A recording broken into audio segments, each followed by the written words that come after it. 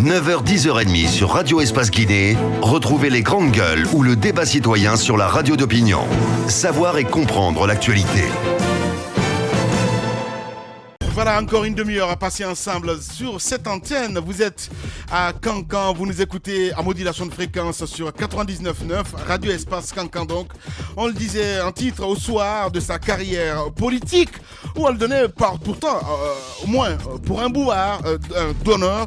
Mais ce n'est pas arrivé et cela n'arrivera pas. Vieux bonze de la politique guinéenne, le doyen Jean-Marie Doré, ancien Premier ministre, ne s'est pas aligné dans la course à l'élection présidentielle d'octobre prochain.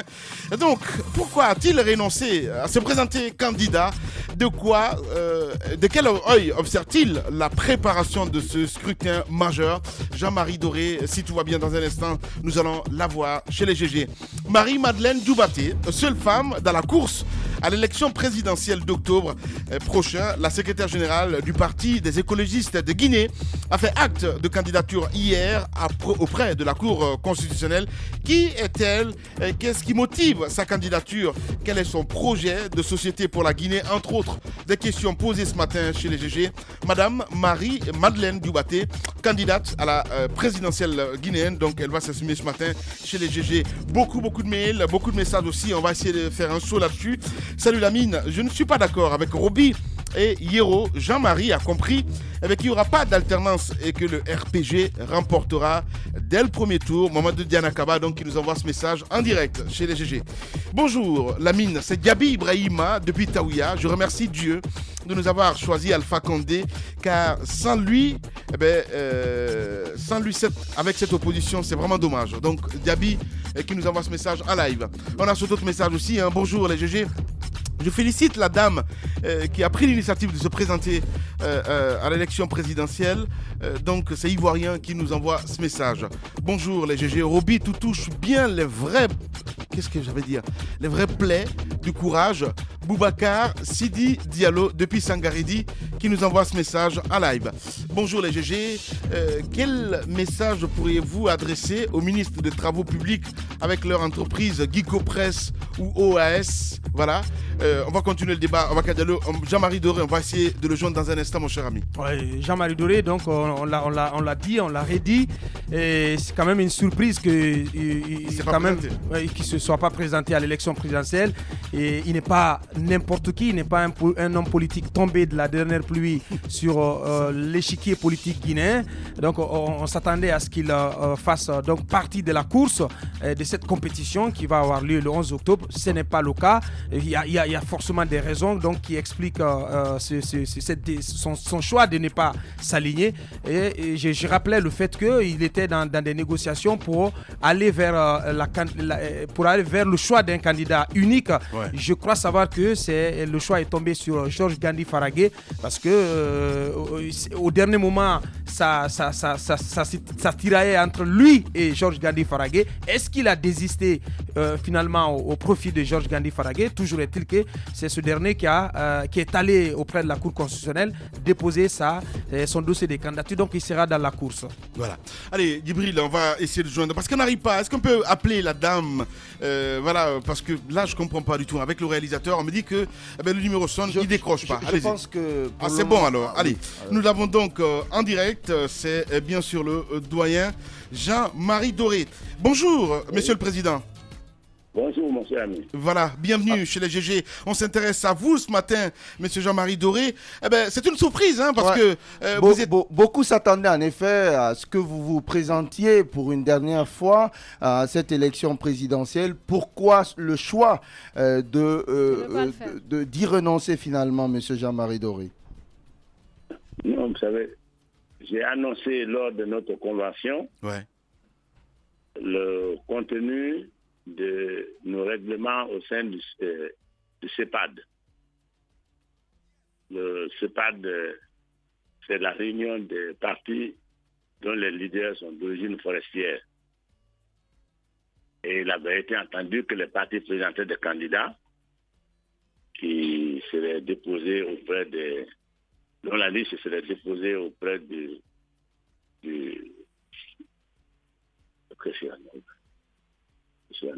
Voilà.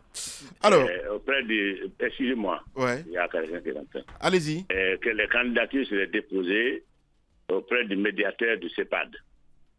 Et que c'est le médiateur qui, avec le conseil des sages, désignerait le candidat commun à tous ces partis. Ouais. Nous avons commencé à 18 et nous sommes restés à 4. Donc, il y a des problèmes. Les connaissants, on ne peut pas les ignorer.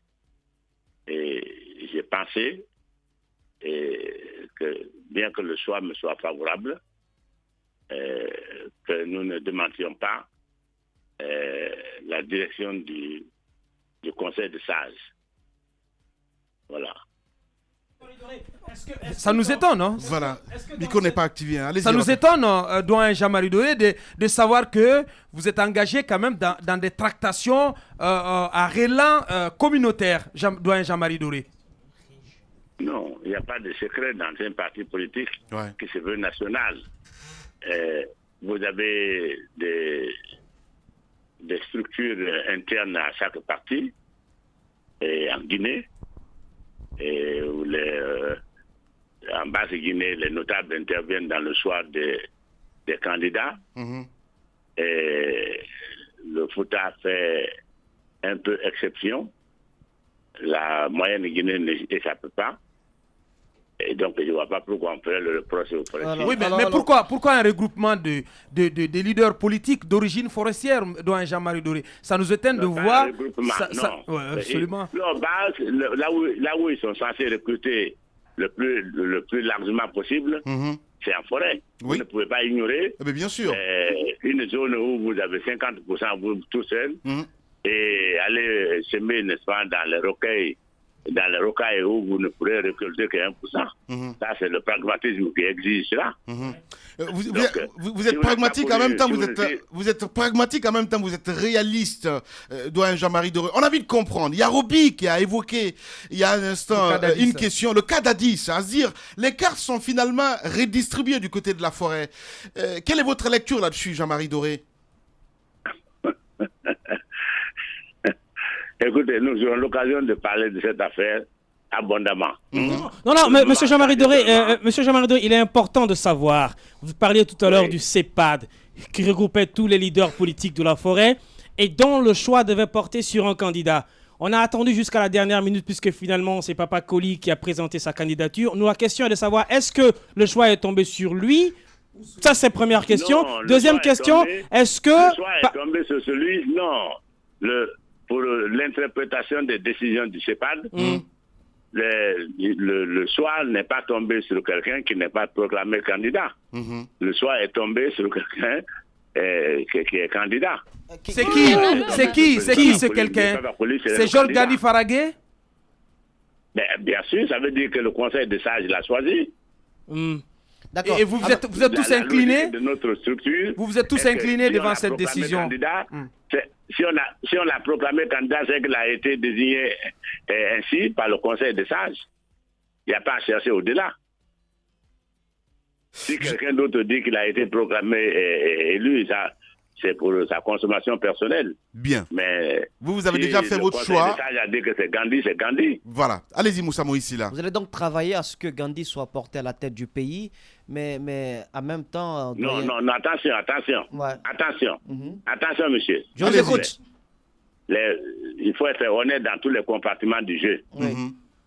Et les gens ne sont pas allés comme des moutons à l'abattoir.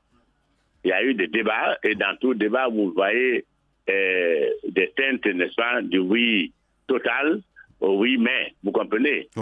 Donc vous ne pouvez pas dire que M. Tel va entraîner tout le monde, n'est-ce pas, à voter pour M. X ou pour Mme X. Bien. Ce qui est certain, c'est qu'en application stricte du règlement, le choix du CEPAD s'est porté sur M. Gandhi. Voilà. Maintenant, qu'est-ce qu'il y a à l'intérieur du sac donné à M. Gandhi? Ça, c'est une autre manche d'affaires. Mais justement, on a envie de comprendre, M. Jean-Marie Doré, qu'est-ce qui a favorisé le choix de Tounkara? Qu'est-ce qui a favorisé le choix de Tounkara? C'est le Conseil des sages qui sait. Nous avons déposé nos listes de candidats. Ouais. L'UPG m'a présenté. Et on a présenté, chaque parti a présenté un candidat, je crois, pas tous les partis, mais la majorité des partis politiques est concernée, a présenté un candidat. Et l'examen du projet de société, l'examen des possibilités de participer activement et de façon sérieuse aux élections, tout est entré dans la logique, n'est-ce pas, de l'examen du dossier. Et on nous a proclamé que c'est M. Gandhi. Alors, comme nous avons donné notre parole, que si le Conseil des sages choisit quelqu'un, il faut l'accepter sans débat, nous l'acceptons sans débat parce que pour être chef d'État, il faut commencer par respecter ses engagements. Un homme sans parole ne peut pas être chef d'un État qui se respecte.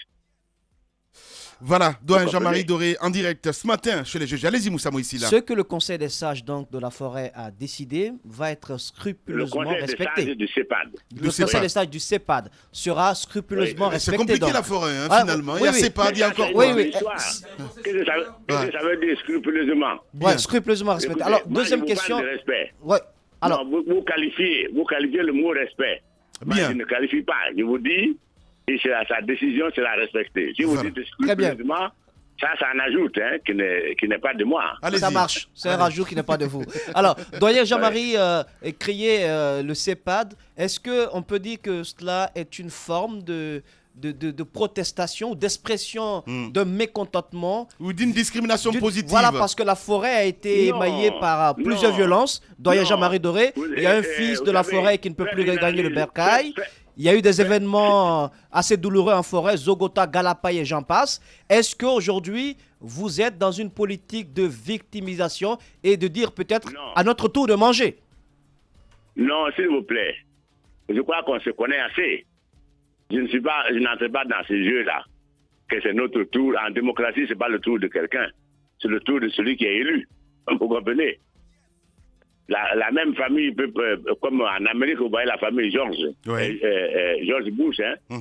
Le père a été président, le fils a été président, le frère du fils va être président, mais c'est le tour de celui qui est élu, ce n'est pas le tour de quelqu'un parce qu'il appartient à telle ou telle région. Voilà. Je me suis toujours opposé à cette proclamation qui n'a pas de sens.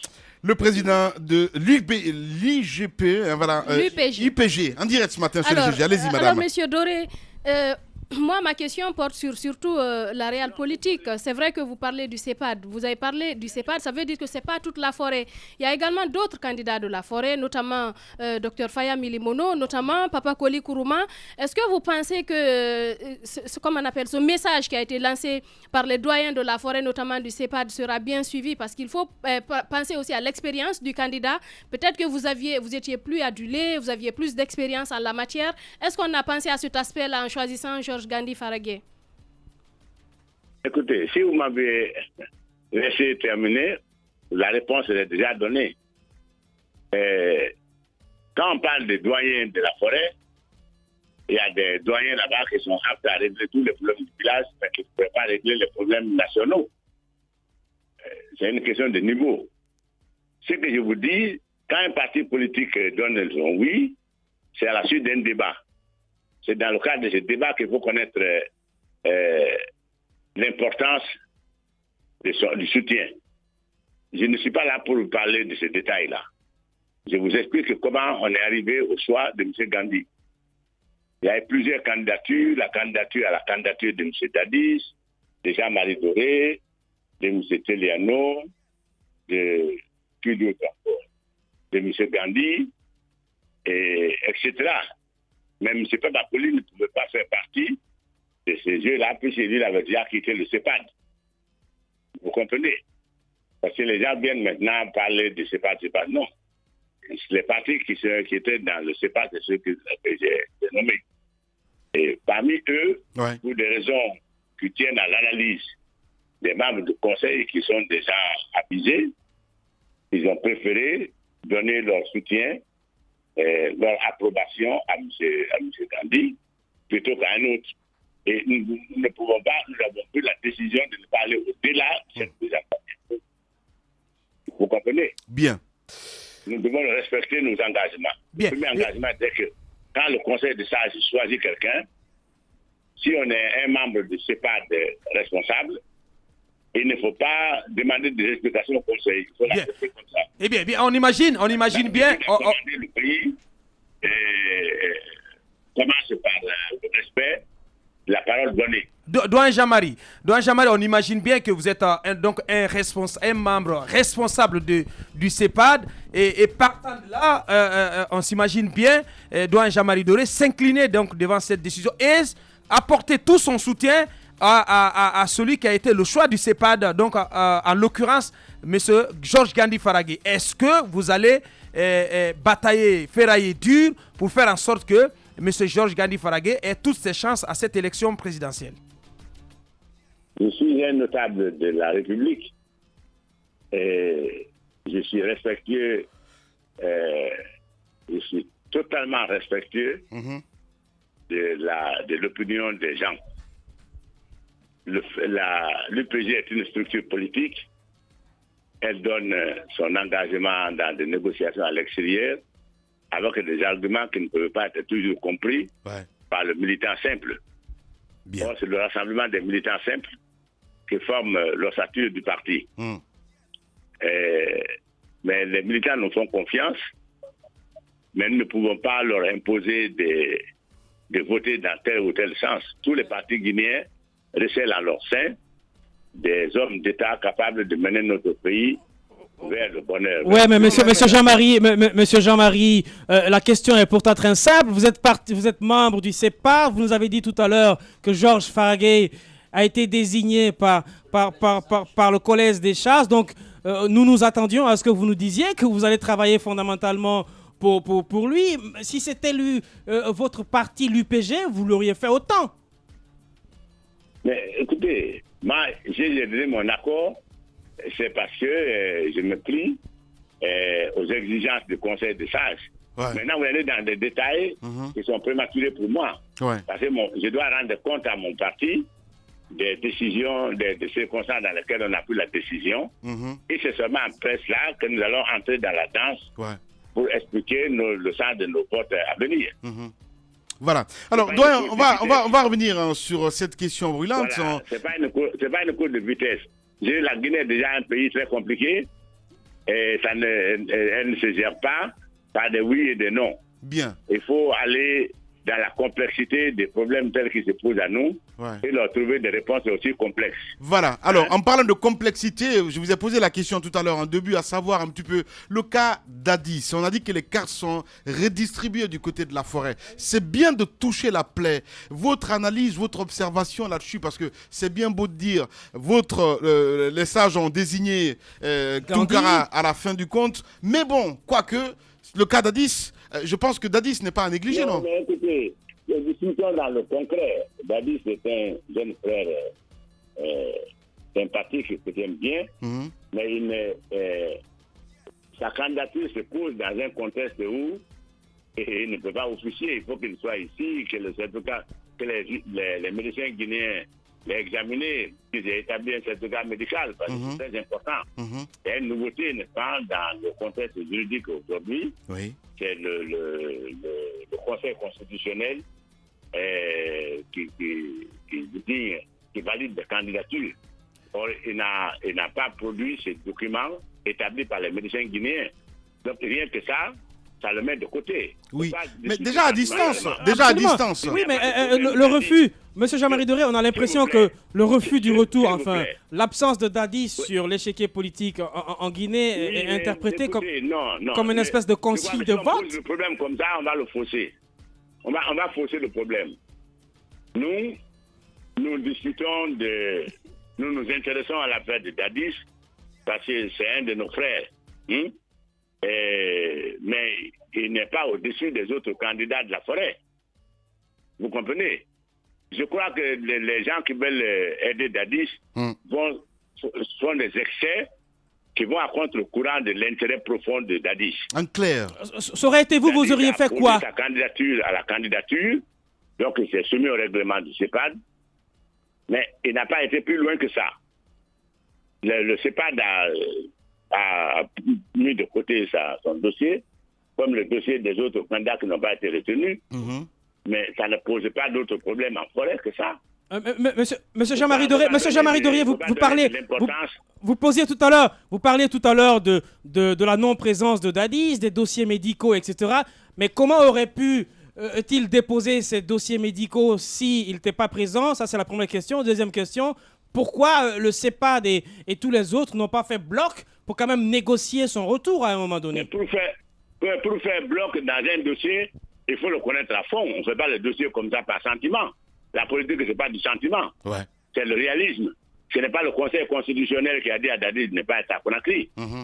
Or, le Conseil constitutionnel a sa sphère, n'est-ce pas, de compétences et qui n'entre pas dans ses compétences d'aller interviewer des candidats à l'étranger. Ouais. Tout doit se passer en Guinée. Bien. Je crois qu'il faut laisser ça de côté. Alors, les gens parlent beaucoup et je n'ai pas le sentiment que tous les gens qui crient là, ils le font dans l'intérêt de Dadis. On a vu des candidats aujourd'hui qui juraient par Dadis, puis le lendemain on les a vus dans d'autres structures où Dadis est aux gémonies. Vous comprenez? C'est les mêmes qui...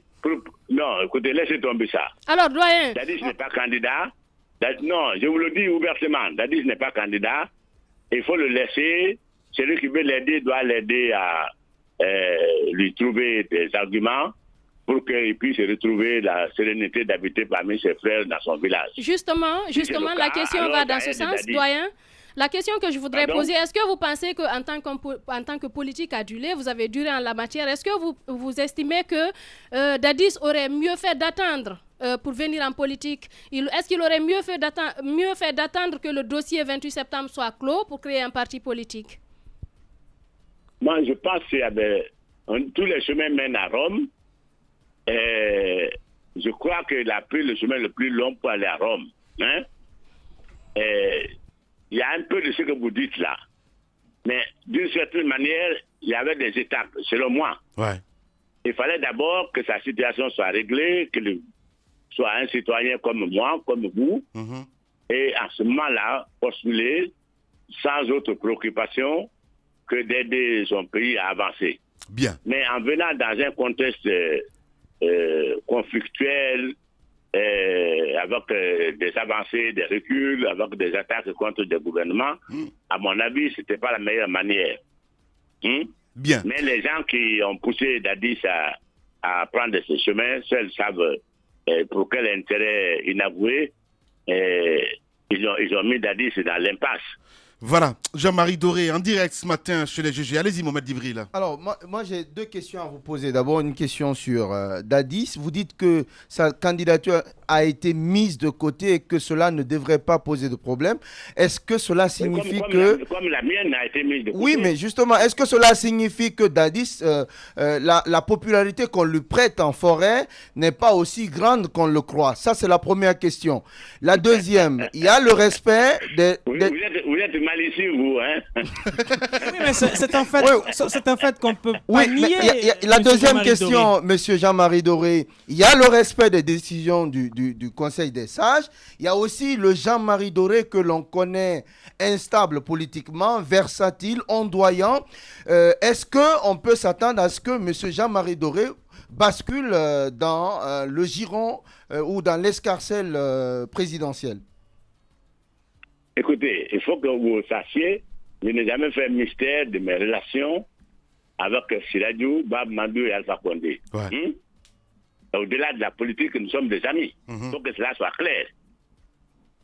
Que ça plaise à quelqu'un ou pas, je le proclame et je le maintiens. Nos deux amis nous manquent aujourd'hui et ça ne facilite pas la solution des problèmes qui se posent à la Guinée. Il faut que cela soit clair. Qu'Alpha Condé soit président ou qu'il soit bouvier ou qu'il soit commerçant, il reste pour moi un copain.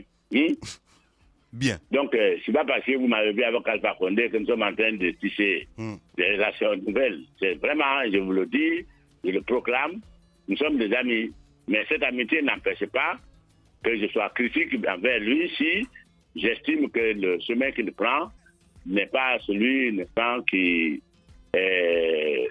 justifie notre positionnement par rapport aux intérêts historiques de la Guinée. Voilà. Bon. Au moins, c'est clair. Ouais. Moi, vous avez dit quelque chose que je n'accepte pas. Vous dites que vous avez connu Jean-Marie Doré versatile. Je ne suis pas versatile. Non, jamais. Ça, c'est le contraire de tout ce que vous pouvez imaginer dans Jean-Marie Doré. Je suis un homme du centre. Le centre touche à tous les côtés de son environnement. Mais seulement que le courant là n'existe pas chez nous en Guinée-Conakry, M. Jean-Marie Doré. Mais non, touchons le fond, c'est important. Ouais, vous avez dit que vous êtes du centre. Seulement ce courant là n'est pas reconnu chez nous en Guinée. Ouais, justement, Lamine, pour renforcer ce que vous dites. Allez-y. S'il vous plaît, je vais raccrocher. Allez-y. S'il vous plaît, laissez-moi terminer. Allez-y. Vous savez, on ne peut pas être parfait dans l'opposition ni parfait dans la mouvance présidentielle. Les gens croient que quand on n'est pas au gouvernement, on doit être automatiquement contre le gouvernement qui le tue. C'est une absurdité qui fait que la Guinée fait du surplace. Dans les critiques de l'opposition, il y a des choses correctes. Bien. Mais habituellement, l'opposition prend les décisions sans approfondir l'analyse. La preuve, les accords qu'ils viennent de signer, qui n'ont pas encore un mois d'existence, c'est déjà mis en cause. Mais personne n'a pas pris le temps de savoir si les arguments qu'on va avancer vis-à-vis du gouvernement... En clair, finalement, vous êtes d'accord un peu avec Kouyaté? Alors, comment voulez-vous que moi, je sois dans une structure comme ça, qui fait des analyses sans aller au-delà des apparences? Donc, pour vous, c'est des amateurs? Absolument, mais c'est pas aujourd'hui que je le dis. C'est clair. Ça, c'est de l'amateurisme pur et simple. Doyen? Donc, moi, je ne peux pas comprendre ma cause avant que la cause ne soit des amateurs. Oui. Même la réforme de la CENI, oui. Je vous l'ai dit ici, que je suis pour l'équilibre au sein de la CENI et que le gouvernement ne dispose pas d'une voix de plus, parce que les deux employés du ministère de l'Administration du Territoire sont des fonctionnaires qui sont commis à voter pour le gouvernement. Je l'ai dit haut et fort. Je ne t'ai pas mandaté par le gouvernement de le dire, mais c'est ma conviction profonde. Si je le dis, c'est pas parce que j'ai changé de position. Donc si je m'insurge contre l'emploi du mot versatile. Bien. Je suis au centre. Si quelqu'un dit des choses correctes, je le soutiens. Bien. Ouais. Si quelqu'un dit du mal, je peux le soutenir le matin, l'après-midi, s'il commence à tourner en rond, je le dépasse et je le continue. Les grandes gueules. Alors, vous avez quand même été, avant de revenir sur ma première question, vous avez quand même été exclu du dialogue à cause justement de ce positionnement flou. Vous nous aviez dit une fois ici dans une des émissions de la boîte que entre oui et non, il y a peut-être. Donc, il y a un problème de positionnement chez vous. Est-ce que vous reconnaissez cet état de fait? Et puis, ma première question que vous semblez éluder. Vous avez dit tantôt que la candidature de Dadis a été mise de côté, que cela ne devrait pas poser de problème en forêt. Est-ce que cela veut dire que la réputation prêtée à Dadis, la grande réputation, la popularité prêtée à Dadis n'est pas aussi grande qu'on le croit? Moi, écoutez, je visite régulièrement la forêt. Dadis, il y a une chose qui est vraie. Dadis a une assise significative dans la préfecture de Zérekoré. Mais je ne le sens pas à Kissidougou, je ne le sens pas à Guéguédou. Je le sens partiellement à Massanta, dans le moyen Diani. Yomou, c'est plus ou moins, ou moins que plus. Les grandes gueules. Vous connaissez qui est élu là-bas? Bien. Et là, c'est presque inconnu. C'est clair. Etc. Vous voyez, donc quand on dit que M. Tel tient la forêt, ça dit qu'il faut au moins avoir 30% dans chaque préfecture. Allez. À ce moment-là, on dit que c'est notre base. Alors, Monsieur le Président... Il y a le mouvement des foules qui sentimentalement descend dans la rue, puis il y a le soutien étudié et structuré de la population. Alors, Monsieur le Président... Les gens n'aiment pas qu'on dise ce qui ne leur plaît pas. Ça, peut-être c'est humain, mais je ne sais pas ma façon de raisonner. Allez-y, Moussa. Monsieur Doré, vous sembliez dire tout à l'heure que l'opposition s'est fait berner, encore une fois, par le pouvoir en place, mais sur les 3 points essentiels de cet accord. Puisque vous aussi, même si vous n'êtes pas candidat, vous n'allez quand même pas rester les bras croisés en observateur, vous allez quand même peser dans la balance pour un candidat. Est-ce que vous allez regarder ce scrutin se faire avec peu de transparence, puisque les 3 points essentiels de cet accord ont du mal à être appliqués?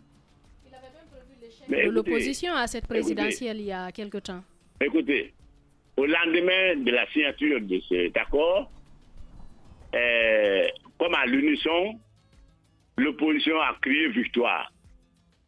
Si demain, l'application stricte de l'accord les réduit à la portion congrue, comment voulez-vous que mes larmes coulent pour ça? Vous comprenez? Oui.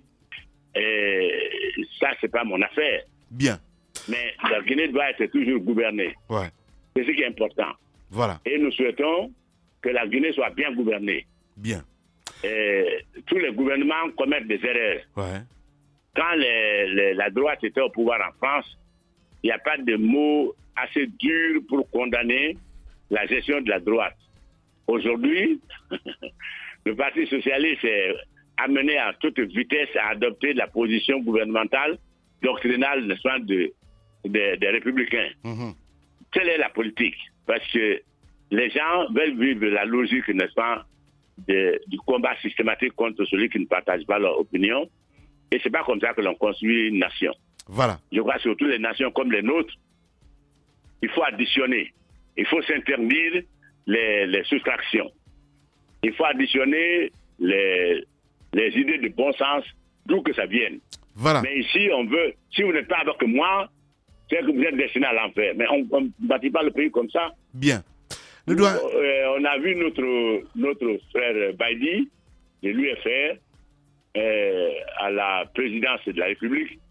Tout de suite, on a dit qu'il a rejoint la mouvance présidentielle. Mais pourquoi? Et si Bastien Baïdi à l'UFR, il ne peut pas dire bonjour à Alpha Condé? Pourquoi? Bien. Donc, il faut qu'on renonce à ça si on veut additionner toutes les compétences, toutes les intelligences pour trouver la voie de la Guinée dans les difficultés que connaissent les pays de notre catégorie. Monsieur Jean-Marie Doré, président de l'UPG, député donc en direct ce matin chez les GG. Vous ne quittez pas, on passe à cette petite rubrique. Les grandes gueules, la minute, oui ou non? Un feu roulant de questions avec une seule réponse possible, oui ou non. Langue de bois, s'abstenir. Ça n'a pas l'air, hein. Langue de bois, s'abstenir. Langue de bois n'est pas Jean-Marie Doré. Alors, monsieur le président, vous avez droit à dire oui ou non aux questions, en tout cas, que les animateurs vont vous poser dans un instant. On y va, Moussa Moïsi, là. Doyen Doré, oui ou non, ce scrutin présidentiel s'annonce déjà peu transparent? Ah non. Madame. Oui ou non, monsieur Doré, vu que vous n'avez pas tellement foi en l'opposition, vous dites que c'est des amateurs, vous allez œuvrer de telle sorte que le candidat que vous choisirez accompagne la mouvance présidentielle. Oui ou non? Non, je ne peux pas répondre oui ou non. Peut-être alors. Peut-être. Au centre. La question n'est pas... Non. Là, je ne peux pas répondre alors, oui répondez. Non, la réponse est intermédiaire. Bien. Allez-y, Roby. Alors, monsieur Jean-Marie Doré, oui ou non, véritablement, c'est la caution des 800 millions de francs guinéens pour se présenter à la candidature qui vous a dissuadé? Non, j'ai plus que ça. Ah. À la campagne, le budget que nous avions fait était beaucoup plus élevé que ça. Bien. Monsieur Jean-Marie Doré, quand vous dites entre oui et non, il y a peut-être, oui ou non, peut-être c'est le signe ou le symbole du flou, de l'incertitude qui caractérise votre position. Ah non. Non. La réalité, Roby, mais voilà, c'est dit. Jean-Marie Doré, vous êtes très attaché en tout cas au mot réalisme en politique, oui ou non, c'est parce que vous êtes réaliste et que vous avez fait le constat que vous n'avez aucune chance à cette élection présidentielle, que vous avez renoncé, oui ou non? Ah non, c'est pas vrai. Bien. C'est pas vrai. La position... Allez, vous allez développer un peu plus tard.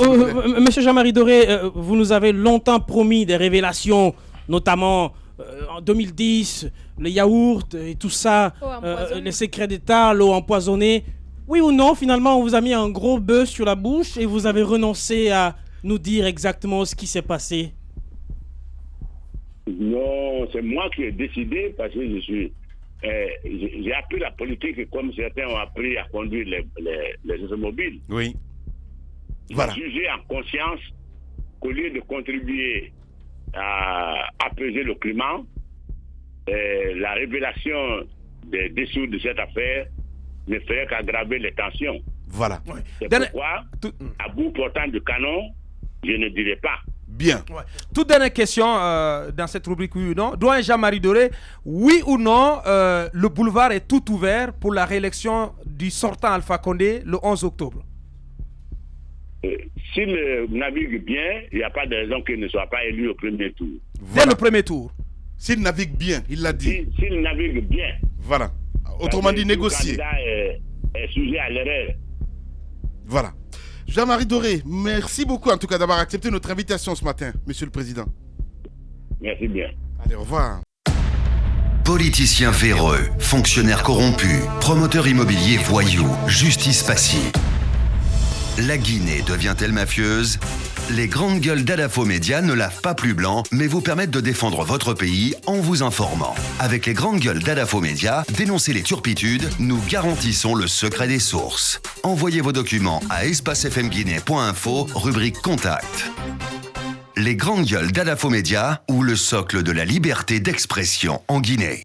Voilà, dans un instant, on va essayer de joindre cette dame. Oui, félicitations, Madame Marie-Madeleine Djoubaté, candidate donc à la présidentielle d'octobre prochain. Vous continuez à réagir d'ici la fin de l'émission. On va essayer de jeter un coup d'œil aussi à notre plateforme pour essayer de lire vos messages en direct. Allez, Moussa, en 2 minutes, on a écouté le doyen Jean-Marie Doré, comme il sait bien le faire d'ailleurs.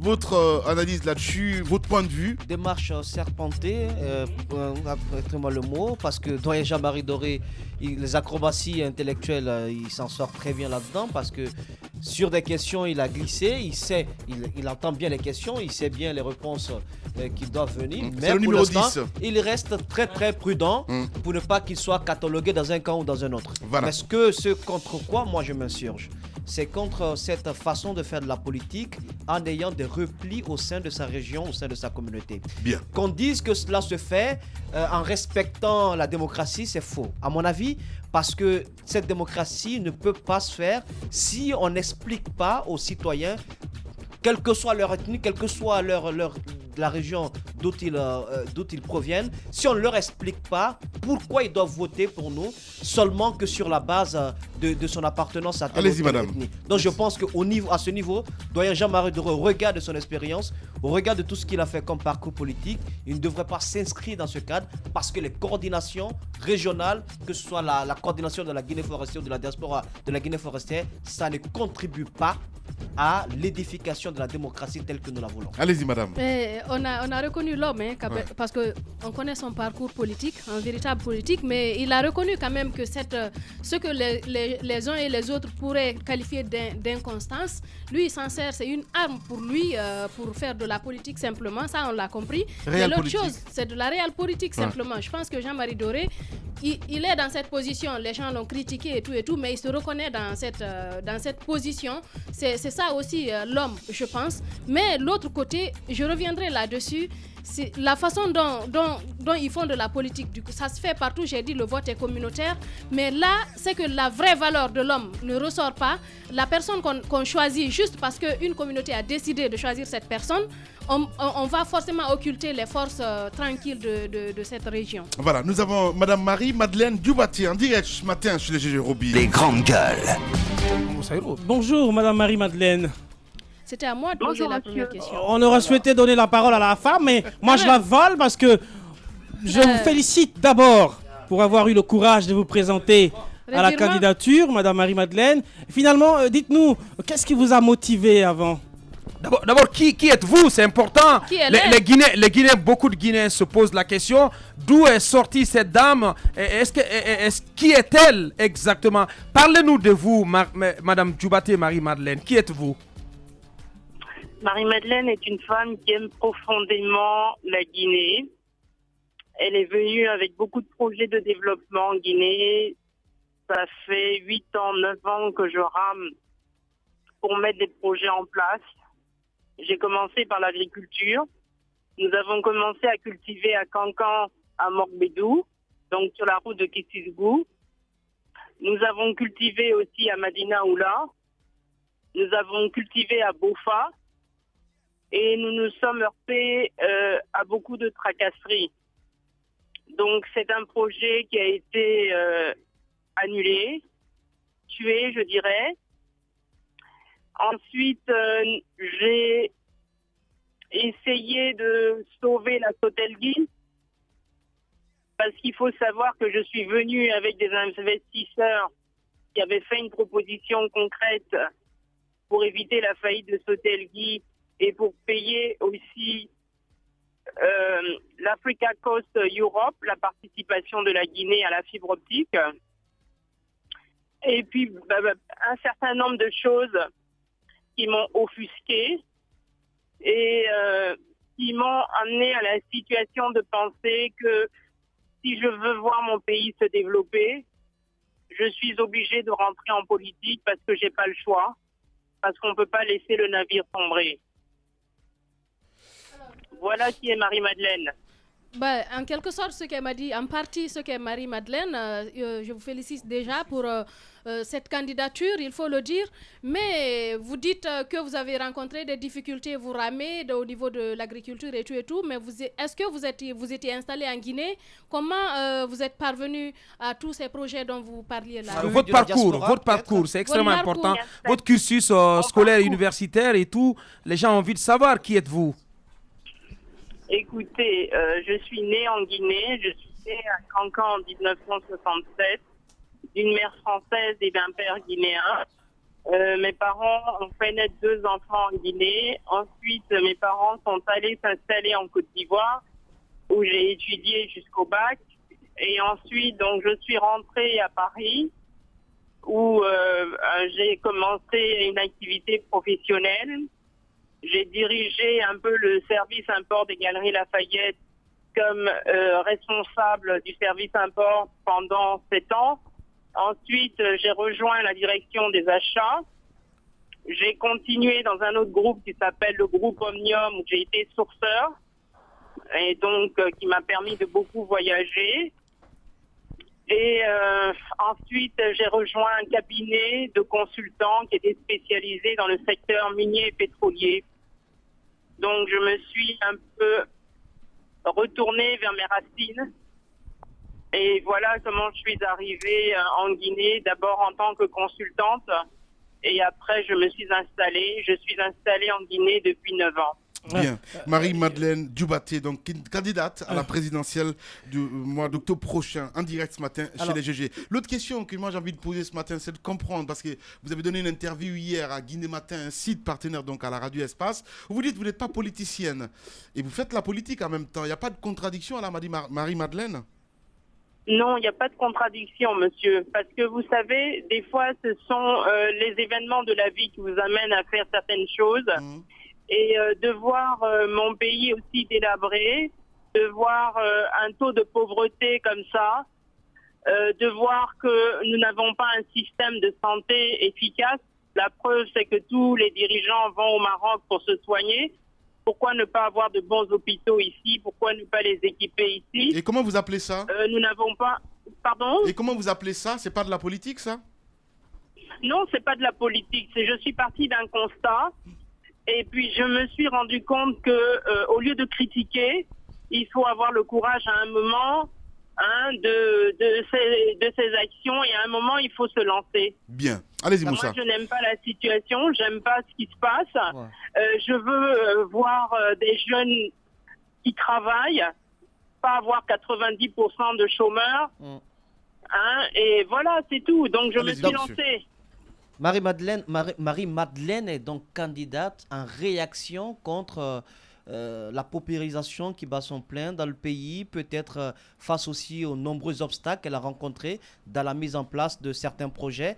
Mais en même temps, est-ce que Marie-Madeleine a assez vécu en Guinée pour comprendre la réalité des élections guinéennes? Est-ce qu'elle sait, par exemple, qu'il y a des remparts tels que le communautarisme, le régionalisme et le repli identitaire qui peuvent jouer beaucoup plus dans cette élection?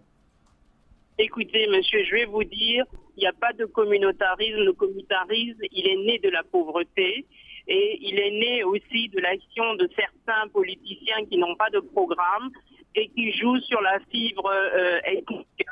La Guinée n'a pas de problème ethnique. Si nous travaillons, vous verrez tout de suite que personne ne s'intéressera à la politique. Bien. Donnez du travail tout de suite aux jeunes et vous verrez que ça ne les intéressera pas du tout, ça. Alors, Madame Djubaté, le Parti des écologistes, il est créé depuis combien de temps? Il n'est pas tellement connu en Guinée. Pourquoi ce nom, à votre avis? Écoutez, le parti des écologistes, c'est vrai, il est né depuis avril 1992. Il a été fondé par M. El Hadj Oumar Silla et M. François Camara. Bien. Donc c'est vrai que c'est un parti qui n'a pas beaucoup de moyens, donc il n'a pas pu participer régulièrement à des élections. Maintenant, je me suis présenté parce que je connais François Camara depuis mon installation en Guinée. Il m'avait demandé de rejoindre ce parti. À l'époque, j'avais refusé parce que j'avais dit que je ne faisais pas de politique. Ensuite, moi, je me suis engagée en créant un parti. Donc, nous n'avons pas eu la validation des autorités. Donc, quand François Camara est revenu vers moi, il m'a dit, écoute, Marie, si tu ne peux pas te présenter, c'est pas possible. Bien. Tu viens, nous, on te soutiendra et tu peux te présenter sous notre bannière. Voilà, la seule candidate à l'élection présidentielle. Absolument, Madame Marie-Madeleine Dubaté, je ne sais pas si vous vous êtes rendu compte que vous vous lancez dans un véritable monde de loups. Il faut avoir le bagou, le courage nécessaire parfois à se tacler. Est-ce que, moralement, mentalement, vous êtes prêt à aller dans ce match avec les hommes là que je connais? Monsieur, j'ai pris beaucoup de coups en Guinée. Ça ne sera pas les premiers ni les derniers. Donc bien. Je suis prête et je connais bien l'administration. Voilà. Abaka Diallo, dernière question. Mon Finalement, cette question, quel est en pointillé, quel est le projet de société que Dame Marie-Madeleine compte en tout cas faire valoir à cette élection présidentielle? Écoutez, la première chose, c'est de réunir le tissu social. Donc ça veut dire pas de problème ethnique. C'est la première chose. La seconde chose, c'est renforcer le secteur privé et c'est surtout que la Guinée maintenant rentre dans le concert des nations en respectant les contrats ou les conventions auxquelles le pays a adhéré, de façon à ce que les entreprises viennent et fassent leurs projets et que ce ne soit pas des projets gelés. Bien. Est-ce qu'au-delà de ça, Madame Marie-Madeleine va faire un peu comme Ségolène Royal, va jouer sur la fibre sentimentale, va jouer sur la fibre féminine par excellence pour imposer un électorat féminin essentiellement en Guinée? Écoutez, j'ai pas besoin de ça. Je pense que j'ai un programme qui est assez musclé. C'est clair. Et je me battrai sur mon programme. Bien. Et en faisant du porte-à-porte. Voilà, Marie-Madeleine Dubaté, la seule candidate donc aux élections présidentielles du mois d'octobre prochain en Guinée. Vous ne quittez pas, madame, on passe à cette petite rubrique. Les grandes gueules, la minute, oui ou non. Un feu roulant de questions avec une seule réponse possible, oui ou non. Langue de bois, s'abstenir.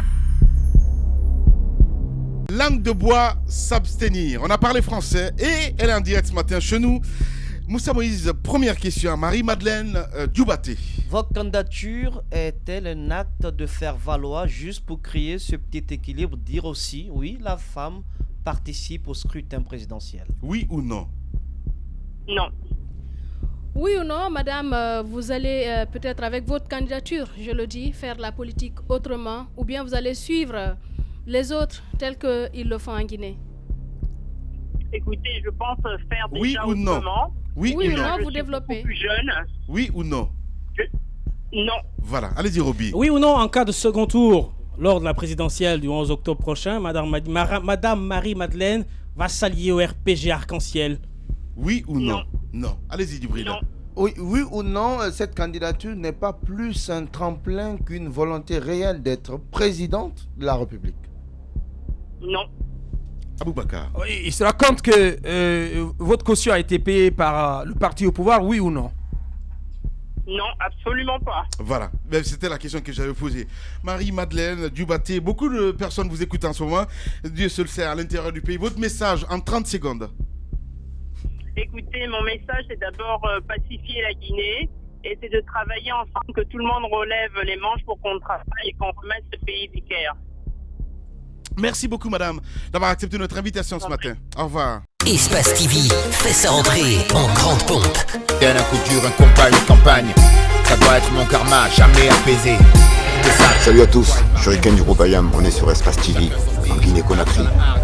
Peace. connais pas, je suis de ceux qui chargent. Alors que tu pensais que tout était figé, qu'avec la montre. C'est un big up à Espace TV à Conakry. Voilà, j'espère qu'on vous verra bientôt sur place. À bientôt, c'est Ayam. Merci. De leçons, la fortune comme l'eau. Femme d'affaires, Laido. Salut, c'est Marema avec vous sur Espace TV. Salut Conakry. Les grands magazines, les séries et films inédits, le sport, le divertissement, les grands dossiers prennent quartier sur Espace TV. Espace TV, regardons mieux. Voilà, on a terminé ce matin. Demain, on va se retrouver évidemment pour d'autres nouvelles. Je sais qu'il y a quelques bancs vite fait. Allez, Abakar. Oui, demain, forcément, je pense que c'est calé avec le président du PDN, Lansana Kouyaté. Si tout va bien, il sera dans ce studio. Et puis il y a les auditeurs qui nous ont demandé de parler du cas Jean-Marc Tiliano. Abakar a beaucoup d'éléments là-dessus qui auraient porté main sur un de ses anciens acolytes du côté de Kissidougou et en plus qui a voulu déposer une candidature virtuelle. Donc on va revenir certainement là-dessus en enquête. Moi je pense qu'il a en phase de dépression en fait. Jean-Marc qui dit déposer sa candidature par téléphone. Bien. Quel modèle d'homme politique. Allez, on se retrouve demain chez les GG.